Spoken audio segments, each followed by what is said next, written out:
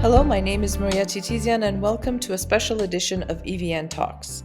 As Armenia approaches parliamentary elections in June, EVN Report has released the first wave of the Armenian Election Study, a methodologically rigorous, nationally representative survey that's been modeled after the American National Election Studies. This is the first survey of its kind to be produced in Armenia, with three more waves of polling to be conducted leading up to the elections. Now, joining me in the studio to understand the methodology and interpret the meaning of these results, I'm joined by Dr. Rafael Oganesyan and Dr. Nerses Kopalyan of UNLV, the social scientists behind this study. Welcome to the program. Happy to be here. Beyond measuring vote intention, the poll does something new. It dissects the largest political variable in Armenia today, the undecideds, or what you are calling the non committed voter. Who are they? What do they believe? And where are they likely to lean? So, Rafael, as the methodologist behind this survey, I'm going to start with you. And as I noted at the top, this is the first survey of its kind to be produced in Armenia. What makes this different from traditional polling that we have seen in the country? So thank you, Maria. I would start by noting that we had experience leading up to this, right? This was not our first go around. We started in 2017, did a poll in 2018, and learned a lot of lessons in 2021. As you recall, in 2021, we encountered this problem, the large undecideds. And so going into the 2026 election wave, something in our mind was, how do we account for the fact that we might run into a large number of undecideds? And so something that came across my mind was to create a positional item index. This is something that exists in the literature, specifically in voting behavior, and is something that has been employed in the Afrobarometer.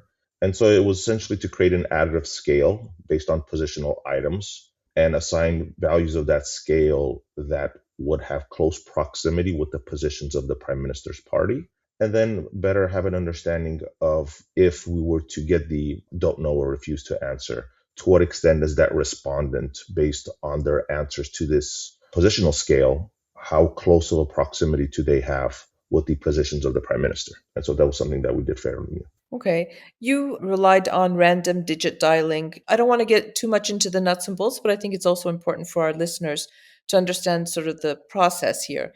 So it was random digit dialing and a nationally representative sample of 820 respondents for this first wave. So for people who are skeptical of polling, how confident can we be? And we also have a 3.4% margin of error, right? So how confident can we be with these numbers? We are confident, but we're also cautious. Cautious because this is a snapshot in time. So we're confident that this is an aggregated display of the positions of the time in which we assess the public's vote behavior interest. We use random digit dialing. We've been using random digit dialing since 2017. It works in Armenia for several reasons, one of which being that there was several years ago, there was a Freedom House report that was put out that noted that Armenia has a very large mobile subscriber number. In fact, larger than the actual number of the population of Armenia, right? That is, oftentimes people have more than one cell phone number. And the reason that was beneficial for us is because that's going to be easier to get a hold of people, right? If you have a larger subscriber network, getting a hold of people is easier than, let's say, if we were to do face-to-face national representative sample and have a team, which is way more costly, but team go out to the outskirts of Armenia to gauge households. Okay. You talked about the polling that we did in 2021. And again, at that time, undecided voters played a pretty decisive role, if my memory serves me correctly. hmm You used something in the writing black box, and I questioned that initially when I read it. But hmm why did you decide to treat non committed voters not as a black box, but as something measurable? So for the precise reason that historically we've treated them as a black box, right? If you remember in 2021, we sort Hmm. of presented our results and essentially left it there and said, hey, these are our results. We were one of the first to look at it by the provinces, by regions, but essentially from a perspective of understanding this group of voters, we let it be. We essentially told us these are the results and did not necessarily engage in further treatment of these voters. And by treatment, I'm talking about better understanding and better predicting how they would vote based on information we could gather from them. And so historically, they've been a black box. One thing that I hope this survey does do is allow our colleagues in the country to who would go down the path of actually looking at voting behavior, to not simply treat them as this black box, but rather have various proxies by which they could sort of peel away and better understand who they are from political behavior questions, such as the ones we did here, in order to attempt to predict how they would vote should they show up. Right. And Nerses, you had explained something to me earlier about the difference between undecided and non-committed, right? Because in our survey, people were refusing to answer sometimes. So do you consider them as undecided because they refuse to answer? That's a good question, Maria. So overall, generally everybody considers those who don't give a response or say don't know as undecided. But what we decided to do to be sort of more methodologically accurate is that big chunk that everybody talks about in the 2021 results, in this, all the surveys where about 35-40% had no answer. Everybody called those undecided. What we did is the numbers that we had showed about similarly 36%, right? Simply not selecting a candidate. But what is interesting is that from that 36%, about 18 responded, refused to answer, and roughly the remaining 18 said, don't know. So for us to be consistent, it's hard to qualify the respondent who refuses to answer as an undecided because it's very likely that they have decided, they simply do not want to say. So, in that context, instead of throwing the blanket undecided kind of a title on everyone, we thought it would be a lot more accurate in qualifying both the don't know voter and the refuse to answer voter as a non committed voter. But for basic sort of intuitive purposes, calling them undecided still, makes sense to the average observer. So we could use it interchangeably, but we were being methodologically consistent in kind of dissecting so that we will have a much deeper understanding, as Rafael noted, how this very vital sector of the electorate shapes the electoral outcome. Because if we recall in 2021, all the surveys that came out, even though ours was the most accurate, it was still off. Why? Because if you cannot account as to how the 40% is going to lean, your results cannot possibly come close to an accurate depiction. So with this survey, what we did, and we're going to talk about it in a bit, is we used some very advanced statistical modeling to be able to gauge the undecided or the non-committed voter. Rafa, is it common in other surveys, in your experience, to have like 18% refusing to answer? Is this just a common practice that you see in surveys? Not in the West, right? So we are doing voting behavior survey. This is not a public opinion survey. And so if we look at voting behavior questionnaires within public opinion surveys, particularly in non-Western countries, when you enter the realm of the political questions, you do see a increase in refuse to answer or don't knows. This is particularly true in the Latino barometer, Afro barometer, LAPOP, particularly Afro barometer. The context is similar in that oftentimes households feel that these surveyors are agents of the state, agents of the opposition. And so they will oftentimes will not provide an answer and simply, give a don't know or a refuse to answer position, particularly on political behavior questions. All right. One more question before I move on to sort of the meat of the survey itself. You applied something that's called additive index modeling, right, to Mm-hmm, predict mm-hmm, directional leanings. Now, a lot of these terms are unfamiliar to ordinary mm-hmm, people. So, can you explain in simple terms how this mm-hmm. works and why it's more sophisticated than just asking who will you vote for? So I'll try to do so to make it easier for the everyday person to understand. I'll start with a shameless plug. Compelled Voters in Australia. It's a publication, it's an academic publication I have with my co author, looking at voters who are forced to vote in Australia. Australia is a compulsory system. You have to vote. If you do not vote, it's a ticket. If you don't vote, it's a second fine. And if you don't pay the second fine, you go to jail. By all records, only one person has gone to jail in Australia for non voting throughout its history. And the reason I want to start with Australia is because I want to sort of say what we did there. Using the Australian Election Study, we hypothesized that compelled voters are a form of low political sophisticates. And so, what's a political sophisticate? Political sophisticates are individuals that are civically minded. They know basic civic information. And where we got our additive index from was this political sophistication literature. And so what the political sophistication literature will do, oftentimes if it wants to measure how politically sophisticated or knowledgeable an electorate is, let's say in the US or in Western Europe, is they'll create a set of questions, five, seven, three, and these questions are going to either ask, who's the prime minister, who's the president. It's going to go from difficult or easy to more difficult. And then they're going to create an additive index. So the more questions you get right, the higher your total is going to be. They're going to assign that a value. And usually they're going to interact that variable with another variable to better understand to what extent does your political sophistication impact how you vote. And so being familiar with that literature and actually using an additive index in my previous shameless plug, what I thought about when we first, took on this journey was we can definitely use this in this context, right? But in a little bit of a difference. Whereas political sophistication simply asks individuals the number of questions they get wrong or right. Who's the prime minister? Who's the, speaker of the house, and so on and so on, or the assembly. Here we relied on positional questions, and positional questions come to us from the Afrobarometer. Afrobarometer is notorious for asking positional questions. That is, which of the following two positions do you agree? Position A or position B? And so the way we approach this is using these positional questions and then creating an additive index to then assign to each respondent the positions they take on that are the positions of the incumbent government, if that makes sense. And so, for example, for each question where the respondent answered a position that is in line with the prime minister's party, they received a 1. For each question where they answered where their position was not in line with the prime minister's party, they received a 0. So the scale out of those 3 questions is from 0 to 3. 3 means, in sort of political science terms, that their policy proximity is nearly identical to that of the prime minister. That is, they align on each of these 3 issues with the prime minister. A 0 means they do not at all align.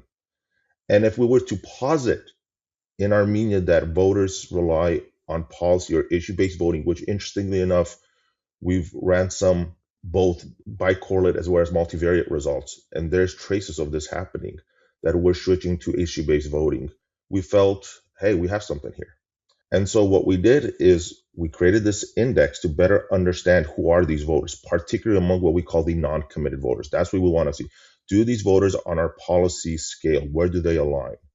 Which will give us more predictability power to saying, hey, if this person agrees 3 out of 3 with the prime minister's position, there's a good likelihood when they show up, they're going to select or vote for the party of the prime minister versus a person who gets a 0. Yeah, that was fascinating for me too, to see that shift, because we've always said in Armenia that the electorate, you can have the best party platform, but they will go for the leadership or for the person and not necessarily for the issue. So this was an interesting change that we saw. Nerses, if you had to summarize the first wave that we just did in one sentence, maybe this is an unfair question, but what does it tell us about the Armenian electorate? Right. So that's a very, very interesting question. What the survey basically tells us in a very quick summary about the electorate is that they seem to be cautiously optimistic about the security and the long-term trajectory of the country's economy. And they seem to be relatively, at least chunks of Armenian society, content with the current government. But at this point, we are not seeing anything close to majority electoral support for any party. So, on policy issues, as was discussed, the government tends to be doing relatively well. Things like, what the economy will look like down the line, has Armenia's security improved, things of that sort. Perceptions on trip, which is connected to economic growth and regional stability. So on these specific policy issues, the government is doing relatively well. On matters of voter intention, the dynamic, of course, is a little different, where you see a distribution that the incumbent civic contract party is ahead of everyone else, but nowhere close to majority dominance. Right. So the prime minister's approval, according to the survey results, is pretty much, I don't know, you used the term again, underwater, right? But he's performing relatively well among non committed voters. Generally, job approval in parliamentary systems, it tends to be underwater unless the prime minister is a superstar. In a lot of Western democracies, especially in Europe, job approvals tend to be very low. They're not exactly the best reflection of voter preference, but it at least gives us a healthy understanding of what society thinks of the head of states, head of government performance. So in our sample, right, we saw that collectively 45% disapprove of the prime minister's job approval and 35% approve. And interestingly, this 35% is robustly correlated with the prime minister's base. We've seen this in a lot of polling. And so 45% of society basically either they somewhat disapprove, or strongly disapprove, right? The distribution is thing in our model, in our article. So in that context, this is when we note that the prime minister is underwater. But when we look at non-committed voters or undecideds, the disapproval is still higher than approval, but the margin tends to narrow down. So we see that the non-committed or the so-called undecideds do tend to cut the prime minister a bit more slack than the general public. And so this is one of the more interesting observations we were able to find in our poll. And did you find that this time around, compared to 2021, the disapproval obviously has increased, but it's also become more vocal, I want to say? Does that make sense?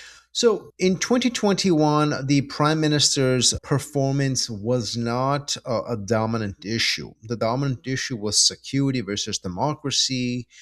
So the environment was quite different. Also, in 2021, this was a government that had been in power for roughly 2 years, and then there was war and COVID. So their capacity for governance was relatively limited. But now they've had 5 to 8 years of governance, right? This term plus prior from 2018 to 2021. And so a job approval does become a robust indicator. So in that context, we have seen sort of citizens developing more healthier expectations of the prime minister's office. What we are seeing, right, is a sort of a very solid 30%, 31% that is consolidating in their consistent disapproval of the prime minister. And that is not uncommon with a lot of incumbents, because for most, for example, the youth that are asked about job approval, if you ask, for example, a 20-year-old, what is your opinion of the government or how is their approval? Generally, the youth are going to be highly negative towards the government in power. But if you ask a 50-year-old voter job approval, the 50-year-old voter, heuristically, right, psychologically, is going to compare the current government to the previous ones. And so the citizens, that's the socio-demographic makeup, it contributes a lot to this job approval discourse. But what we are seeing is, because Armenia's opposition makes up a very healthy 22 to 25% of the electorate, there you're seeing sort of a consolidated 30% that simply are not happy with the prime minister's approval, and then a healthier 10-15% who fluctuate in somewhat disapproving, but those can be convinced down the line based on job performance improvement. What about you, Rafa? What did you see in comparison to 2021? It's interesting, right? How Nerses framed it. It's about reforms, institutions, just governance in general. So we did see, when we look at sort of justice and accountability, if I'm not mistaken, it was among the non-committed who were not happy with, in the sense that they weren't going after certain things that they should have, the government. Mhm. Yes. So, just to add on to what Nerses was saying, all things being equal, we shouldn't be surprised at the underwater position of the prime minister. This is what happens in democratic systems when you have a longer tenure. There's a concept called the cost of ruling. And the cost Yeah. of ruling basically posits that the longer you rule, the more basically underwater, or the more negativity, or there's going to be that the negative wing of how people view your job performance is going to increase over time. And so, all things being equal, it's expected that the prime minister's level of disapprovals is going to rise over time. This is normal. Obviously, Armenia also adds on in several contexts here, the peace issue with security, so on and so on. Interestingly enough, what our data suggests is just overall that people feel that there's been an insufficient job when it comes to the issue of justice and accountability, right? We had a majority just overall among our 820 sample size view that the government has done an insufficient job of holding previous regime officials accountable, right? And this also translated when among non-committed voters. That is, non-committed voters still view the job to be done. Now, we could further ask: is this simply a case of these are individuals that are independently asking for this type of position, or remember, were they primed? Because let us recall the prime minister's initial governing years. He talked a lot about in his two campaigns, right, 2018 December and in 2021, about holding previous regimes accountable. If we make a translation, he said he would lay them down on the asphalt, right? Well, if you make that, you constantly make that communication, you're priming that voter, right? You're sending that message to that voter. And what you're essentially doing is creating the level of salience. You're increasing that issue as a more salient issue, because you're constantly, the electorate is constantly being primed that message, right? And so it remains to be seen as if this is something that just stayed with voters, because when they relate the job performance of the prime minister, that's something that comes to their mind because it was primed to them. Right. Another interesting thing, before I go back to Nerses, Rafa, is that your modeled results at 82% turnout rate, which is really quite high, right? Much higher than in 2021's actual turnout. But how does turnout mathematically affect, in this case, civil contracts projected vote share? So I will say 82% is not high. So let me push back on that. In surveys, people tend to overreport turnout. And so this goes back to the 1980s when voting behavior scholars discovered a discrepancy. Subjective voting behavior questions, subjective voting behavior surveys tend to report voter turnout in the 80s. In fact, in the United States, this has been a consistent issue. The gold standard of surveying, the American National Election Study, still has this issue. There's been a plethora of ink has been spilled trying to understand this discrepancy. And the discrepancy is when you ask voters, are you going to vote? They disproportionately say yes. Was it disproportionately? In the US, it's about 20% higher. About 80% of the public say they're going to vote. About 60% of the public actually votes. And so there's been several reasons that have been put forth. Why is this happening? What has the scholarship said? The scholarship says a couple of things. First, there's a desirability bias that people basically say, yeah, I'm going to vote, or yeah, I've already voted, right? And it's sort of to be part of that community. Oh, yeah, I did my civic engagement. I did my civic duty. Number one. Number two is more interesting. Number two suggests that the people who are going to respond to surveys are disproportionately already politically active, and thus they're more likely to vote. So it's actually a bigger concern for us political scientists, because it suggests that people who respond to surveys are not necessarily your average Joes. That is, the person who's more politically engaged has a higher likelihood or probability to respond affirmative to a survey. That is, yes, I want to do a political behavior survey for the next 12 minutes. And so in the case of Armenia, our voter turnout being at 82%, that from the literature perspective is in line with what we have encountered in other countries. In fact, it is directly in line with what's been happening in the US for the past 40 years at least. The discrepancy between actual turnout and then turnout based on subjective responses. Nerses, you mentioned security and how people view the country's security, the direction of the country, and particularly Trip. It's very interesting to me. We are now in a very interesting time period. The prime minister keeps talking about peace, that we've established peace. We know the Trip project is going to be implemented.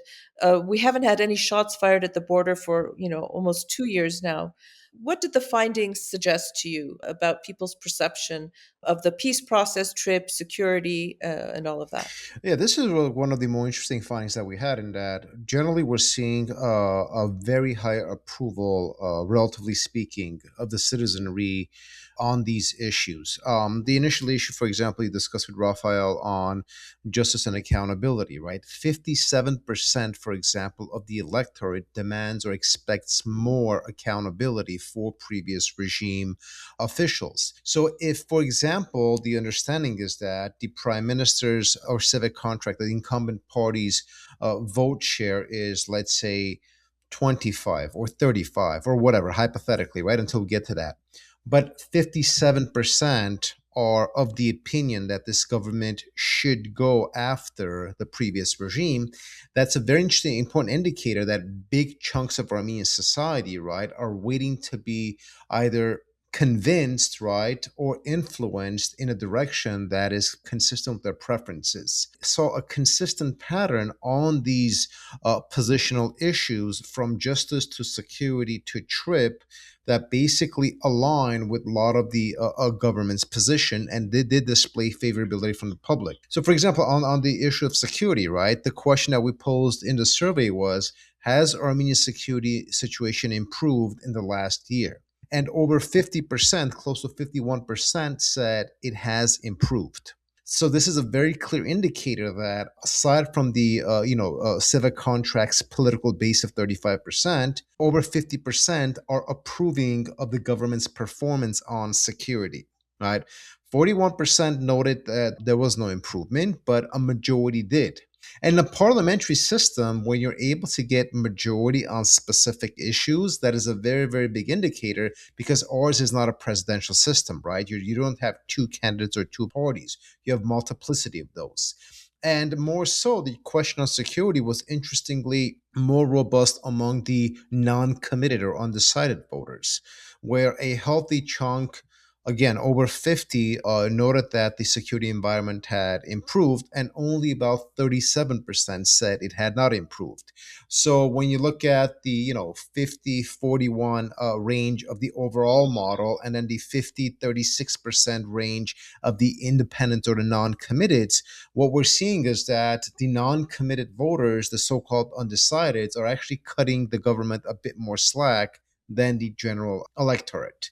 Similar patterns were observed with TRIP, but TRIP is a little interesting because what we saw from the data is that you have healthy chunks, about a quarter of Armenian society, that does not have sufficient information or knowledge on TRIP. So this suggests a bit of a strategic communication issue on the matter. But about 42% of Armenian society considers the TRIP project to be beneficial for Armenia, and they consider this to basically contribute to Armenia's economic growth and stability. 34% said that it is not beneficial, but as I noted, nearly a quarter simply did not know. So again, the trajectory heavily supports, statistically speaking, the government's work and the advancement of the TRIP project. Similarly, we saw the same results with independents as well. 37% of non-committed voters, undecided, independents, whatever you want to call them, right? Yes, it's different, but for the sake of being intuitive to our listeners, 37% of non-committed voters support TRIP. 29% do not think it's beneficial. So collectively, what we are seeing on the dominant positional issues in Armenian society, economy, security, justice, the citizen expectations seem to be at this point directionally aligned with what the government is claiming to be their policy priority areas. Okay, I want to switch over now and talk about what we're seeing in terms of the opposition field. The data is suggesting that Strong Armenia, which is Sambel Garabedyan's party, is absorbing the Armenia Alliance vote, which is Robert Kocharyan. Am I reading it correctly? Does this indicate some kind of consolidation, or is it just elite reshuffling? Are they strategizing in that sense? What's your take on it? So at this point, right, the numbers speak for themselves. When we look at voter intention, what we're seeing is that Strong Armenia is basically right now accruing 12% of the vote. Prosperous Armenia, Gagik Sarukian's party, is absorbing about 6%, and Armenia Alliance is actually about 3.3%. So they're not meeting the 4% threshold. I'm going to interrupt you. Armenia Alliance today is in parliament Armenia as Alliance right the now is the leading opposition in yeah. Armenia, right? So in the poll, right, they're at basically 3.3%. But when you add, right, the numbers of Strong Armenia, Prosperous Armenia, and the Armenia Alliance, you get about 21%. This is exactly the number that the Armenia Alliance got in the 2021 elections. So what we are seeing is that strong Armenia basically eating up a lot of Robert Kocharyan or Armenia Alliance's votes. And now that Prosperous Armenia is in the picture as well, they're also eating up those votes. So generally, what we qualify as, we want to call it the pro-Russia opposition or the anti-Velvet opposition, whatever the case might be, they make up about 25%, 20 to 25% of the electorate. And we're seeing the same distribution right now of this opposition broken up into three parties as we saw them consolidated in the 21 elections. So definitely, Armenia Alliance is bleeding votes to a strong Armenia and prosperous Armenia parties. Rafa, a very interesting thing that you showed in your results was that a majority believes civic contract will win a majority, right? I kept reading it and I was thinking to myself, is it because they think that they're going to use some kind of influence, administrative levers, as they call it here, or is it just, what's your take on that? So, aside from using our positional items, another new thing we wanted to introduce and also start the conversation on this is to use citizen forecasting models in surveys. And so, citizen forecasting models is a specific subtype of a forecasting, election forecasting model that is very parsimonious, right? Rather than relying on these difficult statistical equations of the popularity of the prime minister combined with the second quarter GDP growth or the third quarter GDP growth before the election, let's say, citizen forecasting models are actually pretty simple. They ask the people, they ask respondents, who do you think is going to win? And they've grown tremendously here in the United States, tremendously received importance from such leading publications as the New York Times. There's an actual regular podcast. There's also a good journal that looks at this type of forecasting. And so for what this one, what we did here is we simply asked respondents, who do you think is going to win the 2026 parliamentary elections? And nearly 50.92% said civil contract is going to win the majority. That is, they're going to win the majority of seats. And so to answer your question, we can't really know why they said this, right? Because the question didn't include how are they going to win? Are they going to win in a free and fair manner? Or are they going to? And so where lies the discrepancy? I think with this, the discrepancy lies in the fact that, despite the Armenian voter being largely undecided, the one thing they are aware of is that the current government does not have consolidated opposition. As my colleague Nerses mentioned, the opposition is actually going to hurt itself by splintering into numerous groups. And when you splinter off, you're going to receive a smaller share of the vote. That's universal. And so they're being mindful of this with a splintered opposition and not really a competitor, as we mentioned in the article, to the pro Velvet wing. Civil contract stands to be the beneficiary of the current electoral climate that we're going to come upon in 2026. And despite the fact that some of these voters may not necessarily support the prime minister party, in fact, there are voters in here that if you do cross tabulation said they're not going to vote for this individual, right, the prime minister, yet they are aware of the current political realities or the electoral realities on the ground, and that given the fact that the opposition has essentially multiplied, as my colleague mentioned, you know, there's a good chance, according to them, that the prime minister's party is going to walk away with majority. And to quickly add to what Raphael was saying, citizen forecasting does not ask who would you like the election to lean towards or who do you want to win. It says who do you think is going to win. And so what we're seeing is that even voters that may lean towards the opposition or whatever the case might be, they think that civil contract is going to win. And to Raphael's point, you usually get these kinds of results when citizens, one, do not see a credible opposition as winning. And two, they basically believe that the political system as it stands is the best option or the best available alternative for the electorate. So the nuance here is not who do you want, but who do you think is going to win. And as Raphael noted, citizen forecasting models are actually surprisingly very accurate, at least in the United States. Nerses, you talk about, well, both of you talk about rather, that polarization remains an acute problem. Now, what does the data show about this? I mean, is it, I'm almost afraid to ask, is it ideological polarization or is this still primarily sort of incumbent versus anti incumbent politics? That's a great question. So I am from the school that actually does not believe in Armenia you have polarization as the concept is defined. Usually I define polarization, but basically a 50-50 split or 53-47 split, right? Like big chunks are polarized into distinct poles. What we're seeing in Armenia is intense fracture, and we qualify intense fracture as polarization. So we use the generic term, which is fine. But what the data is showing is that, in essence, the independence, for example, and this is where, our use of the additive index model, it was very informative. We saw in our model that roughly 46% of the non-committed undecided voters are actually tilting towards the incumbent party. So the assumption that you have rigid polarization in of itself the data doesn't support. But what you do have is basically the drawing of battle lines where one sector of society says, I will never accept the opposition. So it is this rigid fracture of basically intense animosity, whether it's, 25% against the 40% or whatever, that is shaping the electoral field. Now we are calling these sort of, the drawing of these lines as polarization. That's fine. We could use that term, but it's not one of those where the country is split in half. And so this is where the undecided or the non-committed voters become crucial, because when you have 36% of the electorate saying, I'm not committed to voting, it's hard to speak of polarization when you have such big chunks that are basically quote unquote black boxes, as Raphael had initially noted.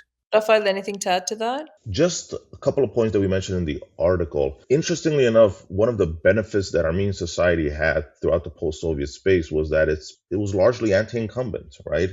Going back to the Ter-Petrosyan-Manukyan election, 1996. If we were to poll the Yerevan street, we wouldn't be surprised if maybe 6 or 7 out of 10, at least, at any point in that time and throughout that time until, let's say, the Velvet, would come out and say they are against the incumbent government. And the reason that was essentially beneficial is because it created this coalition, this anti-incumbency coalition that existed against El Petrosyan, against Kocharyan, against Sargsyan, right? And so they sort of came together, very similar to the, maybe one could say the Iranian Revolution. They all came together in the opposition. And when we first started experiencing this democratic norms of, hey, we have a leader and then we have pushback, we noticed that now there's a camp. And if you pay attention to what our respondents say, a group of our respondents say, let him work. Togas Marta Ashkhati, essentially, let this man work. Those are his supporters. The other side says, no, this person is ruining this country. And in fact, I'll tell you an interesting story. I've been doing observation missions there since the Velvet, and in 2021 participated in an observation mission, and especially the one that where all these ballots come to a central location, and I watch them, and then at 6 or 7 a.m. we conclude. The next morning we conclude our job. 6 7 a.m. happened. That Monday morning I went home, had breakfast, and then decided to visit a Kocharian precinct. I, as somebody that also followed these two parties around both of their rallies, I went to the Kocharian precinct and just gave them my 2 cents. And then I made a very interesting comment. I asked them if they could join a grand coalition with the prime minister. They were stunned.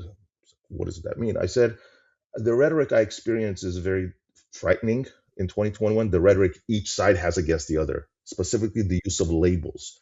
And these labels were very moral. These terms are very irreconcilable terms, like Dabajan, Put. And I think this is not very healthy for our polity. It does, over time, will create these two fracture points. And the more and more we use such irreconcilable terms, the greater the issue that we will enter a period into maybe, God forbid, civil unrest. And I think the future caretaker of this government will have this important job, or should take on this important job, of really looking at these two swaths of the population that are increasingly becoming, on the opposite side and using terms that are not very healthy for our democracy. Yeah, And to kind absolutely. of add on to the point that Raphael's making, these demonstrate elements, as I said, of the rigid red lines. But what is very unique in Armenia's situation right now, maybe it was a lot worse in 2021, but it has still lingered on, is that in parliamentary and democratic political systems, elections are not a zero sum game. Meaning, if you lose, it doesn't mean it's over. But when you have this level of existential rhetoric that if this party wins, then it's the end of the country, that makes politics a zero sum game. And democracies cannot have zero sum configurations because that takes negotiation, compromise, and working together out of the equation.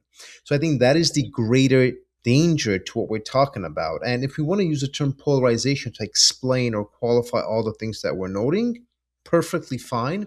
But those are the dangers that this zero sum logic of we have to win by any means, or if we lose, then the country is destroyed. That is a very, very dangerous approach to politics, which is supposed to be defined by cohesion, collaboration, and basically policymaking for the national interest. Yeah, indeed, indeed. Well, we are about 120 days out from these elections. Just as a final question to both of you, what variables could most dramatically alter these numbers before June 7th? A plethora of variables. I mean, nothing that would one would predict, but let's say an economic downturn, severe economic downturn. And the reason for that is the economy becomes issue number one when it enters a recession, and nothing, I would say, for the most part, nothing else matters throughout the world. It's called economic voting. Number two, more security issues. Let's say there's more violence at the border, interstate military disputes, right?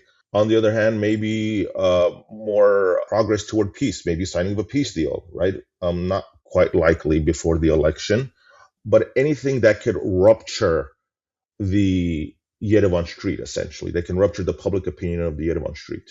Nerses, okay, let me just ask you this then. If everything remains stable, right? Economy doesn't tank, we still have security at the border, even though a peace deal isn't signed, things are moving relatively well.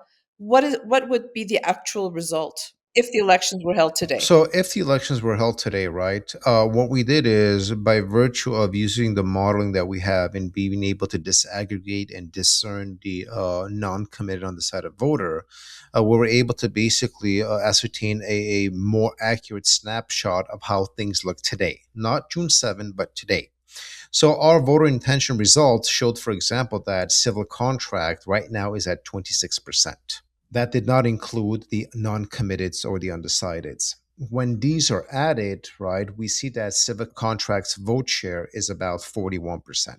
So in a parliamentary system, right, where the incumbent party is at the 41% range, that demonstrates potentially a positive performance. But that also demonstrates that you already have tapped into the undecided, so your cap for growth is going to be that much more difficult, and you need an extra 10% to have a governing majority. So right now, what we're seeing, right, including the leanings of the non-committals, is the incumbent party at about 41%, and then the rest of the distribution, as we saw, of the opposition lingering between 20 to 25.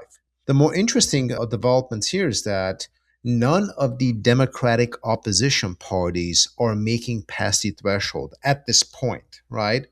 So, whereas, for example, like the Republic Party, headed by Adam Sarkisian, did really well on Yerevan's municipal elections and formed a coalition with civil contract, right? They are underperforming right now in our polls. So, what this means is that the so-called democratic, quote unquote democratic opposition or the incumbent would have to carry the entire weight of securing a majority. And that is not an easy task. So that's kind of the snapshot right now. Could things change? Of course they can. Specifically, could things develop where the undecided or non-committed voter either shifts sides or they become apathetic, and that could really, really shift the outcome. To Rafael's point, elections are about 3 months away, so a severe economic downturn to be felt in 3 months isn't very likely. But if Aliyev wakes up tomorrow morning and decides to act up, that could produce severe consequences. If scandals break out, hypothetically, right, that basically create concerns for the non committed voter, any shift of few percent can tilt, right, the whole majority postulate. Right. Well, Nerses and Rafael, thank you for taking the time to explain to us some of the more complex parts of this survey, of this poll. As I said, we will be having three more polls leading up to the elections, and the last one a few days before the elections, I think, will make it. So, yeah, thank you. And I think we will be speaking each month after each poll to see, what has changed, what has shifted, what has remained the same, and what more, and what other kinds of predictions we could possibly make. Looking forward to it.